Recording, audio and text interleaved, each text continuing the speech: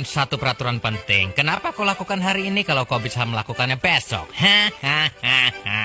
Bercanda, bercanda.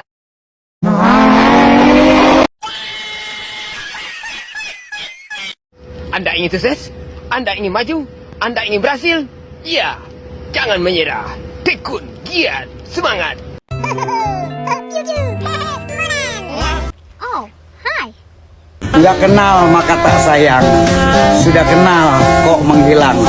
Just kidding, forever, underpass, fly off. Oke, dah on nih.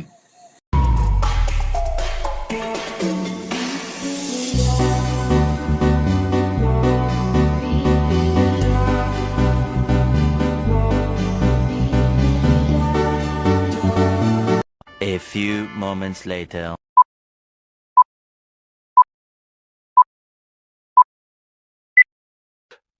Hai semuanya, tahukah Anda tentang gangguan disosiatif?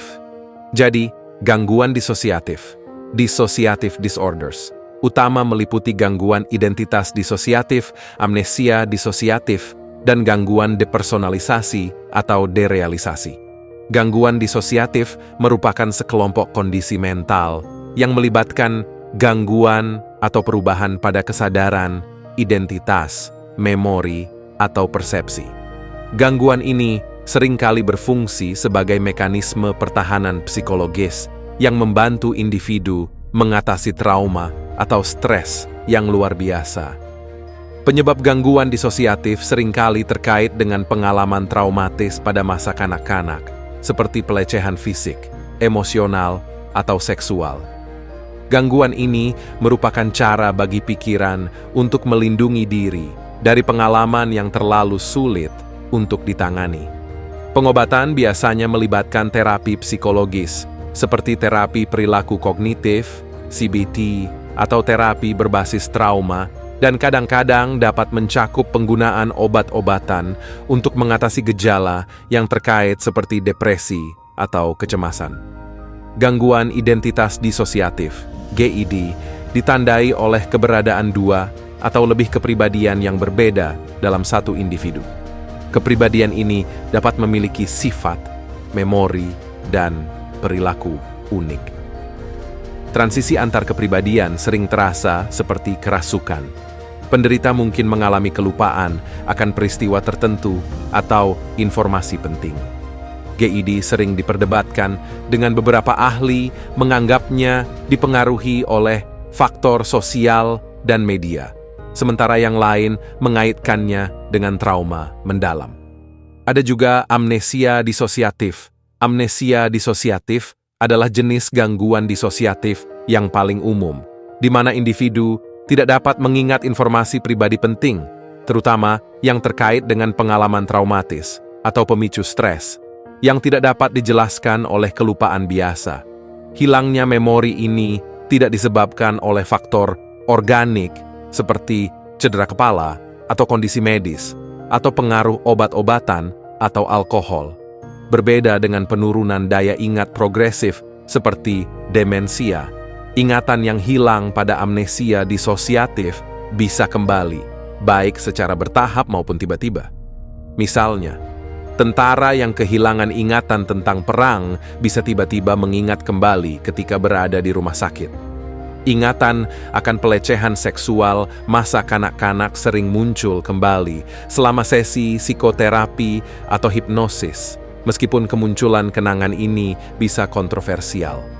Amnesia disosiatif lebih dalam dan luas cakupannya dibandingkan kelupaan biasa, seperti lupa nama seseorang atau di mana menaruh kunci mobil. Hilangnya ingatan pada amnesia itu lebih dalam dan luas cakupannya. Amnesia disosiatif terbagi menjadi 5 jenis masalah utama. Yang pertama adalah amnesia lokal, hilang ingatan selama periode tertentu. Yang kedua adalah amnesia selektif, melupakan aspek tertentu dari periode traumatis. Ketiga adalah amnesia menyeluruh, lupa identitas diri, dan seluruh masa lalu. Keempat adalah amnesia kontinu, lupa dari periode tertentu hingga saat ini. Yang kelima adalah amnesia sistematis, hilang ingatan pada kategori informasi tertentu.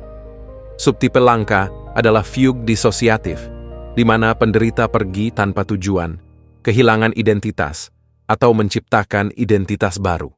Gangguan depersonalisasi atau derealisasi adalah perubahan atau kehilangan sementara dalam perasaan yang biasa mengenai realitas kita. Dalam kondisi depersonalisasi, seseorang merasa terpisah dari diri dan sekeliling mereka. Mereka mungkin merasa bermimpi atau bertindak seperti robot.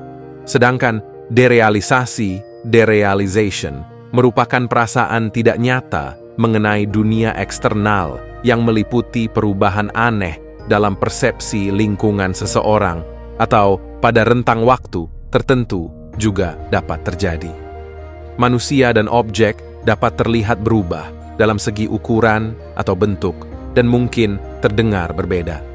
Semua perasaan ini dapat diasosiasikan dengan perasaan cemas, termasuk rasa pusing dan takut akan menjadi gila, atau dapat pula diasosiasikan dengan depresi.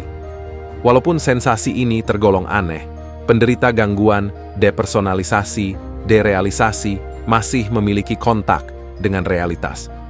Mereka bisa membedakan realitas dan imajinasi, bahkan selama episode depersonalisasi. Kebalikan dari amnesia, menyeluruh, dan fugue, mereka tahu siapa diri mereka. Ingatan mereka tetap utuh, dan mereka tahu di mana mereka, bahkan ketika mereka tidak menyukai keadaan saat itu. Perasaan depersonalisasi biasanya muncul secara tiba-tiba dan menghilang secara perlahan. Orang-orang yang sehat seringkali mengalami peristiwa depersonalisasi dan derealisasi berdurasi singkat. Berdasarkan DSM-5, sekitar setengah dari orang dewasa pernah mengalami setidaknya satu episode depersonalisasi, derealisasi pada titik tertentu di kehidupan mereka. Jadi pada intinya adalah, gangguan disosiatif ini adalah fenomena kompleks yang melibatkan aspek psikologis, sosial, dan budaya. Penelitian terus dilakukan untuk memahami lebih dalam serta menentukan langkah penanganan yang paling efektif bagi kondisi ini. Oke teman-teman, terima kasih sudah menonton videonya.